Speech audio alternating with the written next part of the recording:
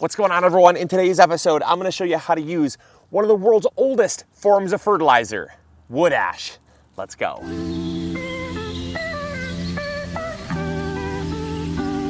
Now, when I say that wood ash is one of the oldest forms of fertilizer known to man, I'm not kidding you. Now, wood ash has been fertilizing crops even unintentionally for thousands, if not millions of years. At any time wood has burned, whether that be intentionally or unintentionally, like in a forest fire, it leaves behind a mineral-rich deposit that not only feeds the soil, but also can amend the soil. And so in today's episode, I'm going to show you how to use it in your garden and some caution tips around using it, because you can't just use this raw material anywhere in the garden. It needs to be used very specifically and in certain use cases. And if you use it right, it can be a huge benefit. Use it wrong, it can really hurt your plants. But we're gonna talk all about it. Let's go. So when it comes to using wood ash in the garden, like I said, it can be an absolute mineral-rich powerhouse for your garden. It is very alkaline.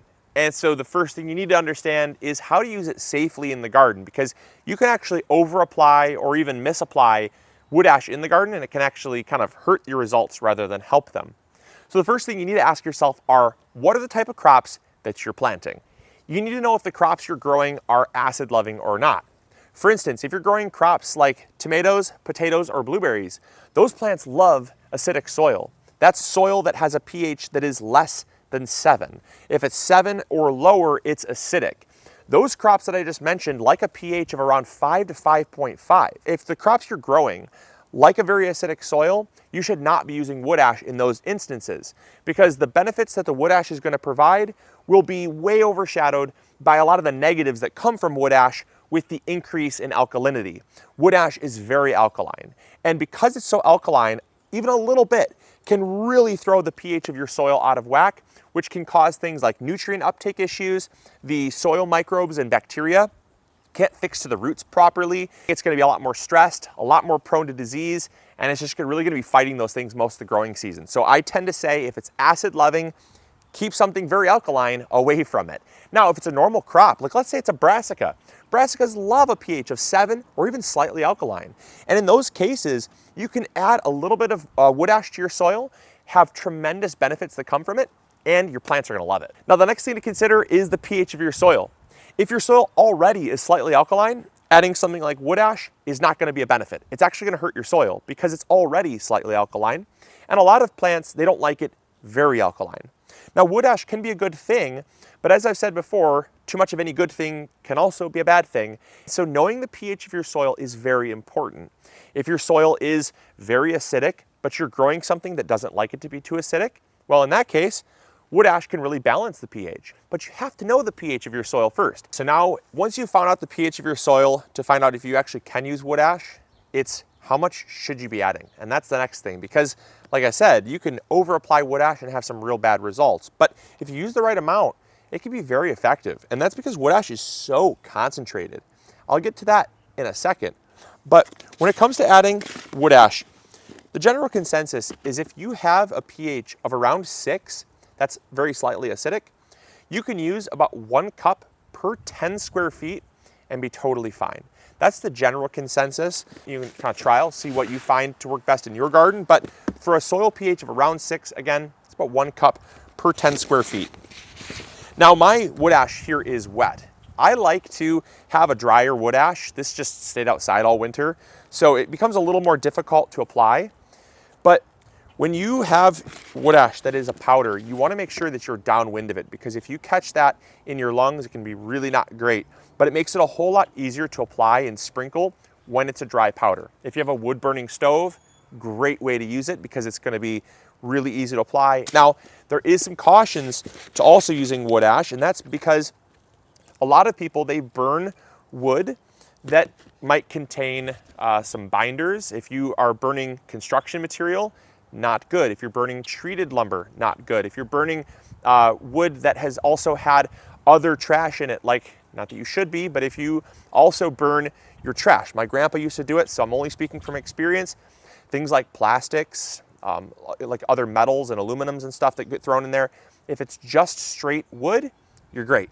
Anything else, probably wouldn't recommend using that in your garden, because a lot of those chemicals can kind of stay where they burn. Some might leave, but a lot of those chemicals stick around and they're not good in your soil. And I want to talk about the benefits that come from the nutrient side, because if you're looking at simply changing the soil pH, there's a lot of things that can do that. You know, you can have, like this here is lime, dolomitic lime. It's basically crushed limestone. It's quite alkaline as well. It's going to provide a lot of calcium. You can change the pH from a lot of different materials. But if you're looking at simply a nutrient standpoint, just from a fertilizer standpoint, wood ash is pretty unrivaled. It's pretty amazing. So when you look at this giant maple tree, it looks absolutely massive. But if you were to take it and burn it to consolidate it down to just ash, you'd be amazed that this entire tree would yield less than 10 gallons of wood ash. And so when you see a giant tree like this, it seems like there's an immense amount of biomass, but that's because most of that biomass is in the form of carbon as well as air, believe it or not. Some wood has a lot of air, and then also things like water. Water, air, and carbon make up a ton of a tree's mass. Everything else is in very finite amounts, but it's spread throughout the entire tree. And so if you were to burn it down, you're going to concentrate all of those minerals, all of those elements that don't get burned off into the wood ash. So you're going to be left with tremendous amounts in this entire tree. If you were to take one little branch section, there might not be that much potassium or calcium or magnesium or iron, right? Or zinc, cobalt, all your micronutrients, right? All of your micronutrients. There might be not even enough to hardly register. But you take the whole tree and you burn it down, you're going to be left with an immense amount of nutrients that then can be harnessed to feed your garden. So one interesting way to kind of think about all of the minerals in this tree that are here but could be consolidated down would be the same as if you took a sample size of all of the red-headed women that had an anchor tattoo on their shoulder in your town. You might be left with one, maybe two if you were lucky. But I'm sure if you took a sample of the whole world, all 8 billion people, there's probably enough red-headed women with anchor tattoos on their shoulder to fill a gymnasium, maybe even a couple gymnasiums. And when you consolidate everything down, well, let's put it this way, you're never going to look at trees the same way again.